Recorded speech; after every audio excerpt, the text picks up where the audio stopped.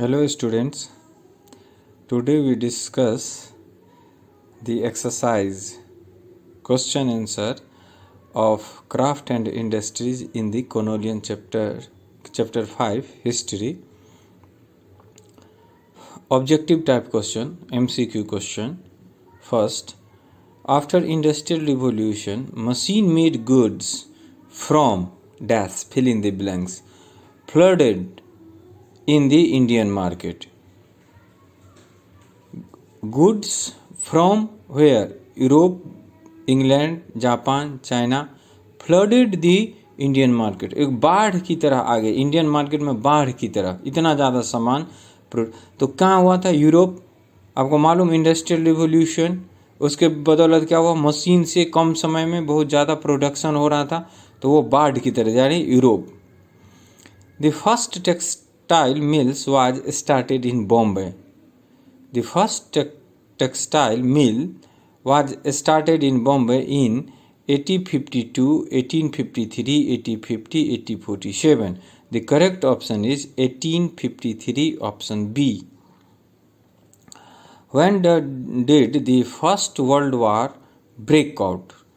आप जानते हैं वैसे भी फर्स्ट वर्ल्ड वार 1942 1918 तक का ड्यूरेशन है, तो 1914. What was the other name for printed cotton from India? Printed cotton, जिसको कि छींट जो हुआ वो नाम हुआ, छीट जैसे बोलते हैं वो, उससे. तो प्रिंट, चेक्स, हैंडलूम, ये ऑप्शन नहीं होगा. करेक्ट ऑप्शन इज छींट. Okay.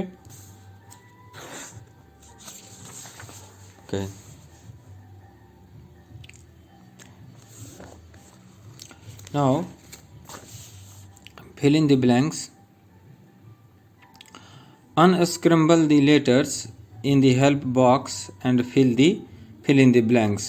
As usual, first, Tipu's sword was made of urge steel, a special type of technique, iron with charcoal. Second, India's textile exports decline in the mid 19th century. Export जो था वो decline हो गया. इसके पीछे बहुत सारा कारण था. टैक्स बहुत ज़्यादा इंग्लैंड के लोगों ने बढ़ा दिया था इंग्लैंड मार्केट में. मशीन से के तुलना में हाथ से बना हुआ कपड़ा कम बनता था. Third, the word chhint comes from the word chhint, CHHINT, छीट जिसको हम लोग बोलेंगे, उससे ये छिंट आया हुआ है word. The cotton textile was in great demand among the upper class of Europe. तो जिस तरह से आप पढ़े होंगे, नायलॉन जो है वो बहुत ज़्यादा लोकप्रिय हुआ, और नायलॉन से बने हुए मौजा महिलाओं में खास आकर्षण का केंद्र बना हुआ था. नायलॉन से बनी हुई रस्सी जो वर्ल्ड वार में इस्तेमाल हुआ, उसी तरह कॉटन टेक्सटाइल जो था वो बहुत ज़्यादा डिमांड था अपर क्लास में, यूरोप के अपर क्लास में. Okay. Now state whether the following statements are true और false. First, Indian weavers and spinners were ruined. Indian weavers और स्पिनर जो थे उनका विनाश हो गया, आप कह सकते हैं एक तरह से खत्म हो गए. वो खत्म के कगार पे, ruined.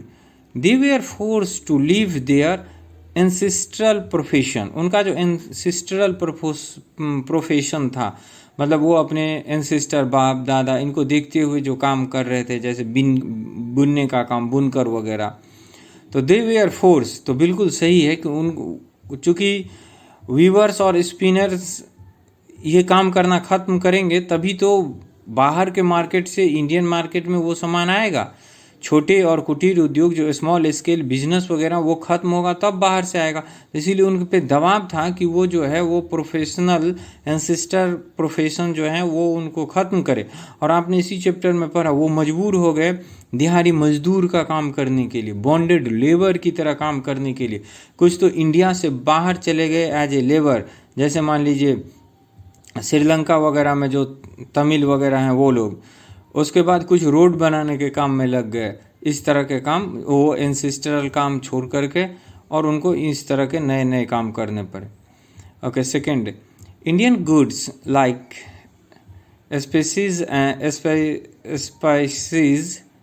Species, masala and textile were not in demand in Europe. आप जानते हैं कि टेक्सटाइल से भी पहले स्पाइस जो था, मसाला का कारोबार जो था, वो लोग कई दिनों से आकर के समुद्र के रास्ते से और यहाँ से ले जाते थे और कई गुना मुनाफा कमाते थे।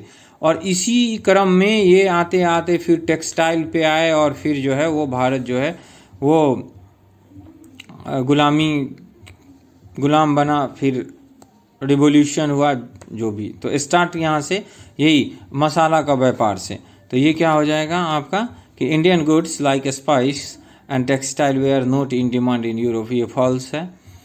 और third, TISCO Tata iron and steel company was set up in 1917, तो ये भी आपका फॉल्स है। 1970 में टिस्को स्थापित नहीं हुआ था। जमशेदजी नुसरानवान जी, उन्होंने जमशेदपुर में सुवर्ण रेखा नदी के किनारे पे टाटा आयरन एंड स्टील की स्थापना की। ओके, एग्ज़ाम के लिए इसी तरह से क्वेश्चन आप तैयार कीजिए। In next video we discuss about very short answer question. Okay, thank you very much.